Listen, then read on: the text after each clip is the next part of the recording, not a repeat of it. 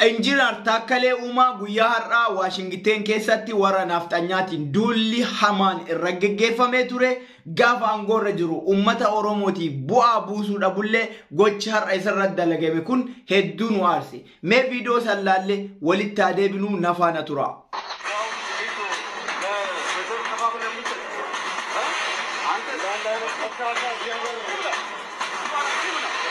He's a criminal. You are a criminal. He's a killer. You don't have anywhere to go. Yeah. Namsagadai. Namsagada is he? በሚሊዮኖች የሚቆጠሩ ሰዎችን የምታሰድዱ እናንተ ከወለጋ የምታስባረር አንተ አይደለ እንዴ? ትናንትና ያንን ሁሉ ድሃ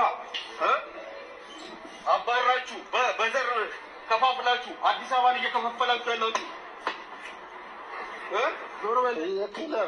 ዞርበል ከኔ ዞርበል ማለት ነው የት ነው ያለው መጣመናለሁ አሜሪካ እኮ ነው ያለው የት ያለ መሰለህ ቆሻሻ እዚህ ተደነፋለህ እንዴ የትም አታመልጡም እናንተ የትም አታመልጡም አንተም አብይም የትም አታመልጡም ዛሬ ሆናችሁ ይሆናል ይሄ ጊዜ ለእናንተ የተመቻችሁ ሊሆን ይችላል ነገ ግን ኢትዮጵያ ትፋረዳችኋላችሁ ትናንት በዘር ስትከፋፍል ዛሬ ደግሞ በሃይማኖት ገባችሁ አይደለ ኦርቶዶክስ ምን ትሸፋፈናለህ እንደ ሌባ ሌባ ስለሆንክ ነው ጋንግስተር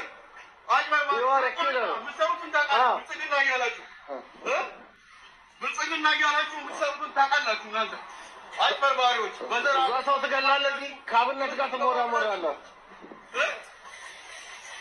የኢትዮጵያ ሕዝብ እየከፋፈላችሁ አሁን ደግሞ በሃይማኖት ከፍለ ምነው ድምፅ ተዘጋ የት ነበርክ እስከ ዛሬ ስራ የለህም ዝም በል እኛማ ስራ አለን እንዳንተ ሰርቀናል በላ ነፍሰ ገዳይ እያለ ምን ያባል እንዴት ነው ስራ የምትሰራው በሚሊዮኖች የሚቆጠሩ ኢትዮጵያኖችን እያፈናቀላችሁ ነፍሰ ገዳዮች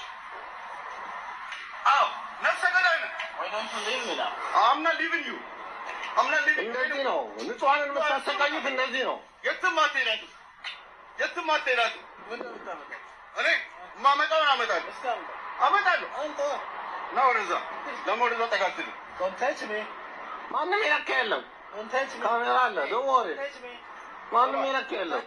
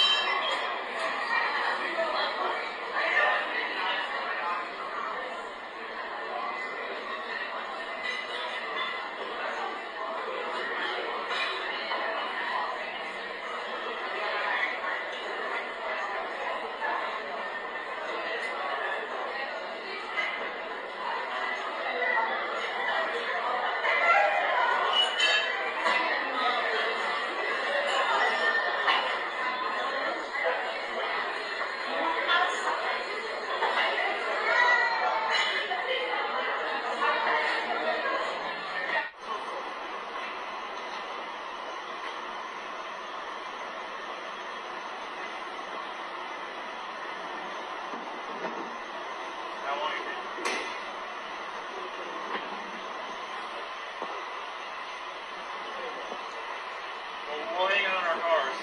But just don't go on that property, okay?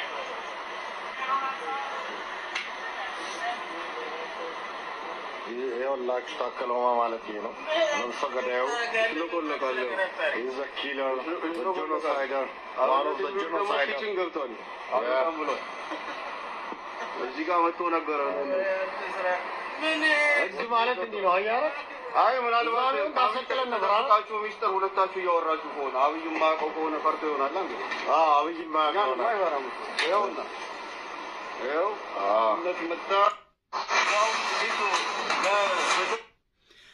yaa akkuma argitan amaaronni warri nafxanyaadha adda Taakkalee Uumaa faana deeme bakka inni bunaaf shaayii fayyadamutti itti iyyanii fuula isaarraa akkuma argaa jirtan kana aarii argaa jirtanii rifatee bakka sanii bahe garuu Taakkalee Uumaa gaafa aangoo irra jiru ummata Oromootii wanti inni godhe hin jiru komiin keenya akkuma jirutti ta'e nuti har'a gurbaa kana namicha kana ka itti duulaniif homa inni Oromoo ta'eef akka kanatti itti jabaatanii itti iyya malee siraa nama isaanii ta'e akkanan godhan haa ta'u nuti isa komanneerra yoo isa komannellee diinni isa haa garafu, diinni akka kana isa haa godhu abadan eenyuufuu hin eeyyamnu. Oromoon gaafa rakkoo walumatti gora.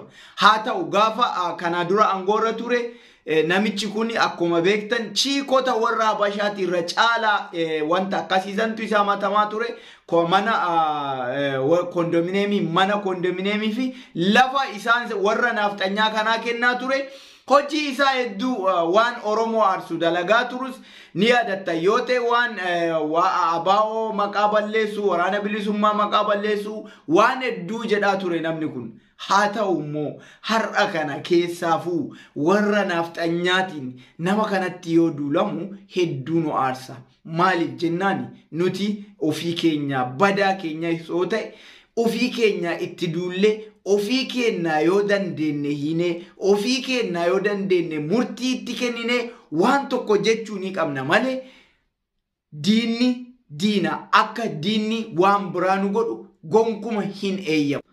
Taakkalee Uumaa akkuma beektan ofiitiifuu baqatee nama biyya Ameerikaa keessa jiraatu ni yaadatta yoo ta'e torban tokko dura aangoo irraa kaafame, aangoo irraa erga kaafame wanti isaa fookaa aangoo biraa dabalamee kennameen jiru ofiifuu baqatee biyya Ameerikaa keessa jiraata. Haalli kun gochi kun isarratti deemuun nu ummata Oromoo hedduu nu aarsa. Waan fedhellee ta'u badaa keenya nafxanyaan akkana godhuun qabdu wanti isaan jedhaanii turan kalee sanyiidhaan qoqqooddee nu ajjeesaa turtanii jechuun isaanii akkam seetanii akka waan inni gara Oromoo goree Amaara ajjeesaa ture har'a immoo amantiidhaan qoqqooddanii ummata keenya fixaa jirtan jettee yaa'ii itti kaasaa akka sareetitti iyyaa faanaa deema. Mee ammas viidiyoo gabaabduu takka yeroo san uffata akkasii uffatee deema ammas dubartiin biraa nafxanyummaan dubartii nafxanyaatiin yoo itti iyyaa faanaa jirtu kaameraan biraa ka qabetu jira walumaan haa laallu sanis.